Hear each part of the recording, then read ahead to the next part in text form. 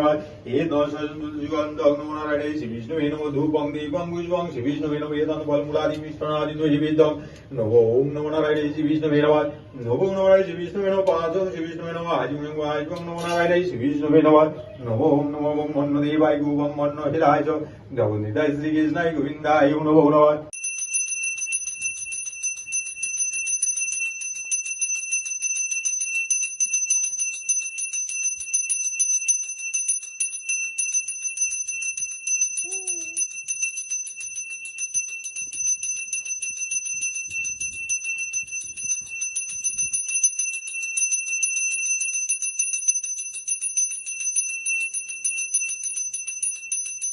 Hello বন্ধুরা, welcome back to my channel Joyita's creation. এখান থেকে আমি আমার ভয়েসটা চালু করলাম।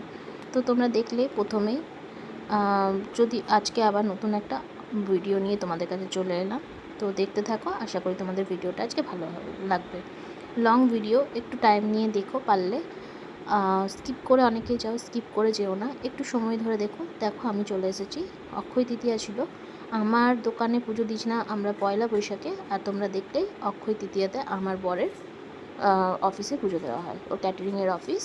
তো আমরা দুজনে বিজনেস করি, আমারও বিজনেস ওরও বিজনেস। তো আমরা ওই জন্য ভেবেই রেখেছি যে দুদিন করলে আমাদের সুবিধা হবে। একদিনই ধরো দুটো দোকান যদি পুজো, মানে অফিসের দোকান পুজো করা হয়, তাহলে একটা অসুবিধা হয়ে যায়। তো যে কারণে অক্ষয় তৃতীয়াতে ও প্রথম থেকে ও পুজো করে, আর আমি পয়লা বৈশাখে দিই। তো এই হলো ব্যাপার। তো আমি চলে এসেছিলাম সকাল সকাল শ্বশুরবাড়ি ছেলেকে নিয়ে।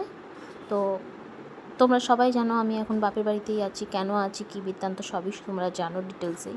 তো সেটা আর বলার কিছু নেই। তো দেখো, আমি শাশুড়ি মা চেয়েছিল একটু আমার হাতে পোলাও খাবে, আর পনিরের তরকারি হবে, নিরামিষ যেহেতু পুজো দেবে অফিসে, তাই আজকে নিরামিষই খাওয়া দাওয়া হবে। তো ওই জন্য বলেছিল একটু পনির করবে আর পোলাও করবে। আর আমি ভেবেছিলাম আর একটা জিনিস সাথে করে দিই, কেননা অনেক দিন ধরে মন করছে করবো ওটা। আর 2-3 দিন ধরে দেখতে পাচ্ছ তোমরা আমি মিষ্টি বানাচ্ছি, খুব ময়রা হয়ে গেছে আমি নিজেই। তো যাই হোক, সেই অনুযায়ী আমি প্রথমেই আগে চলে এসেছি। না, আমি উপরে আর যেতে পারিনি, ছেলে গেছিলো, কারণ ছেলে ঘুমাচ্ছিলো যে টাইমে আমি এই কাজগুলো করছিলাম। আর প্রথমেই যেহেতু পুজো দিয়ে স্টার্ট করলাম, ওই জন্য তোমরা দেখতে পেলে ছেলে জেগে আছে, কিন্তু ছেলে কিন্তু ঘুমিয়ে গেছিলো। সেই ফাঁকে আমি এই কাজগুলো করে নিচ্ছিলাম, যে উঠে গেলে তখন অসুবিধা। একদিকে ছেলের ব্যবস্থা করছিলাম, একদিকে আমাদের ব্যবস্থা করছিলাম। এক হাতে, মানে মেয়েরা চাইলে অনেক কিছুই পারে। আমি যেহেতু বাপের বাড়ি থাকি, আমি কিছু করতে হয় না, কিন্তু শ্বশুরবাড়িতে গিয়ে যেহেতু হবেই করতে, কিছু হলেও করতে হয়। তো সেক্ষেত্রে আর রান্নার ব্যাপার, আমাদের রান্না যখন করবো, ছেলের রান্নাটাও আমাকে আগে ভাবতে হবে, ছেলেকে খাওয়ানো। এখন যেহেতু মা, আমি সবার আগে আমি এখন মা। তো মা হওয়ার কারণে ছেলের উপর যে কর্তব্যগুলো থাকে, সেই কর্তব্যগুলো আমাকে আগে মানে করতে হবে। তো ওই জন্য আমি চলে এসেছিলাম ছেলের এক ফাঁকে, ছেলের সব কিছু রেডি করতে, আর একদিকে হচ্ছে আমাদের।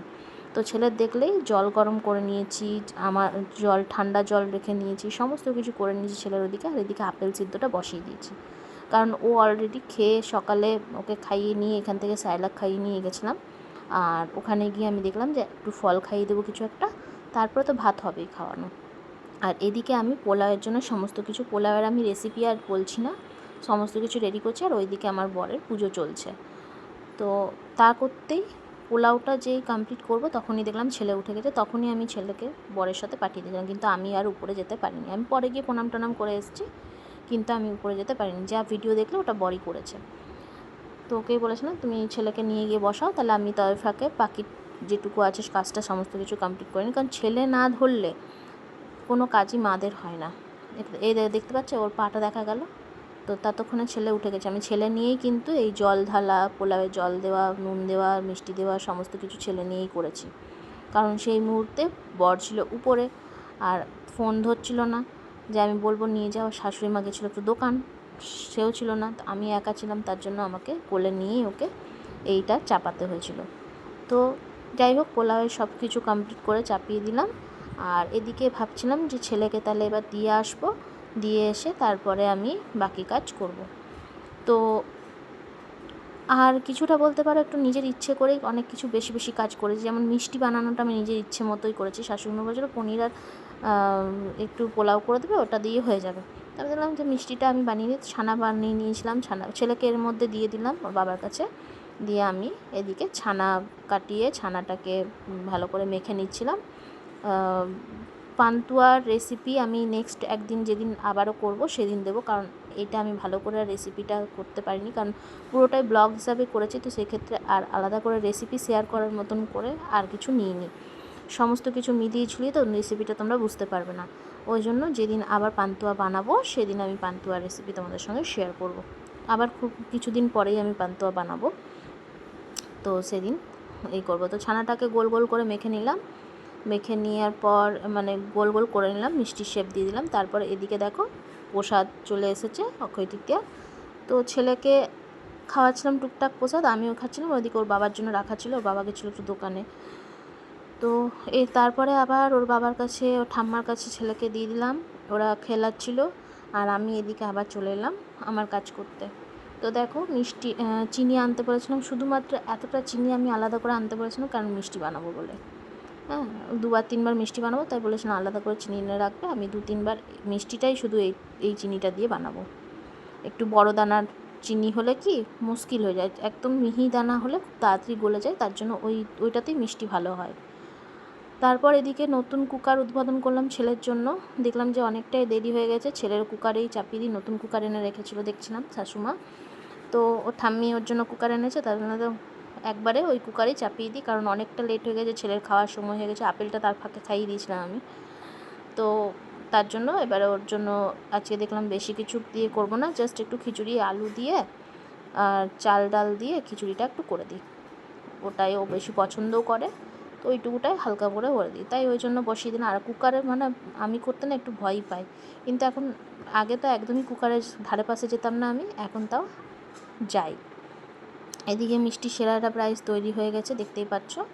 এবার ওটাকে নামাবো, তার আগে বর বলেছিল আমি পনিরটা করবো, ও যেমন করে বুঝতেই পেরেছি, আমি আগের দিনও বলেছিলাম যে ও রান্না বান্না করতে ভালোবাসে, করেও ভালো করে, তো ওই জন্য যে আমি বললাম ঠিক আছে তাহলে তুমি পনিরটা করবে, বললো আমাকে ওই সেই আগের দিনের মতন একটু ভেজে দিও, আর পনিরটা ভেজে দিও আর ক্যাপসিকামটা একটু ভেজে রেখে দেবে, আমি বাকিটা করবো। বললাম ঠিক আছে। তো সেই অনুযায়ী আমি পনিরটা কেটে নিলাম, কেটে নিয়ে এদিকে আমি দেখলাম যে চিনিটা সেরাটা নামিয়ে নিলেই আমি ওকে আমার মিষ্টিটা কমপ্লিট করে আমি পনিরটা ভেজে দেবো, তো সেই অনুযায়ী কেটে রেখে দিলাম পনিরটাকে।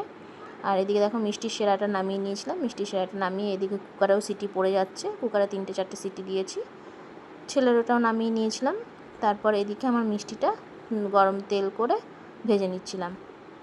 তো মিষ্টিটা ভাজা হচ্ছিলো, এদিকে পান্তুয়া যেহেতু করবো একটু লাল লাল করে না ভাজলে দেখতে ভালো লাগবে না, তাই না, তো ওই জন্য ভাজছিলাম। আর এদিকে আমি চলে গেলাম যে কিছু বাসন ছিল সেগুলোকে রাখতে, কারণ আজকে শাশুমাই ধুয়ে নেবে, মা ধুবে এই কারণেই যে আজকে আমাদের যে হেল্পিং হ্যান্ড আছে ওখানে, সে হেল্পিং হ্যান্ড আসবে না, ওনার বাড়িতে প্রোগ্রাম, তার জন্য আমাদের নিমন্ত্রণও ছিল, কিন্তু এই যে নিরামিষের চক্করে আমরা যেতে পারিনি, না হলে বেশ যেতে পারতাম।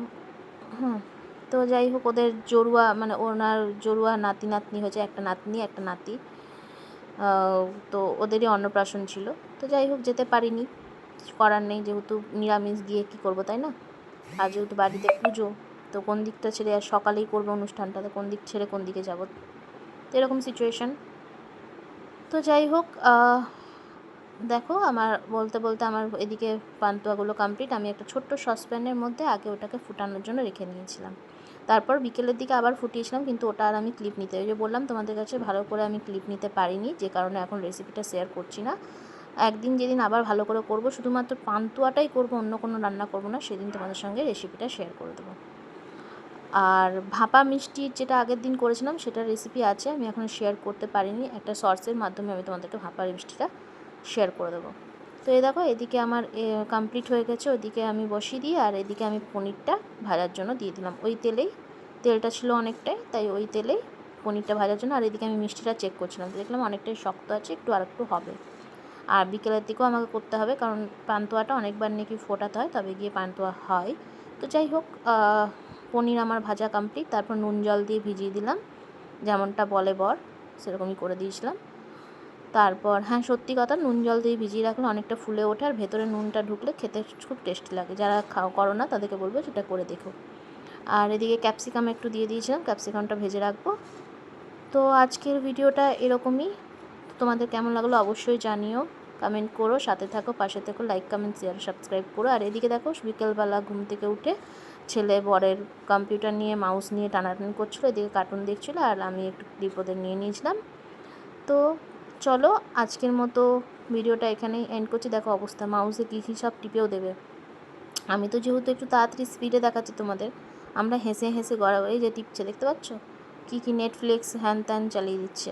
তো এই হলো ব্যাপার।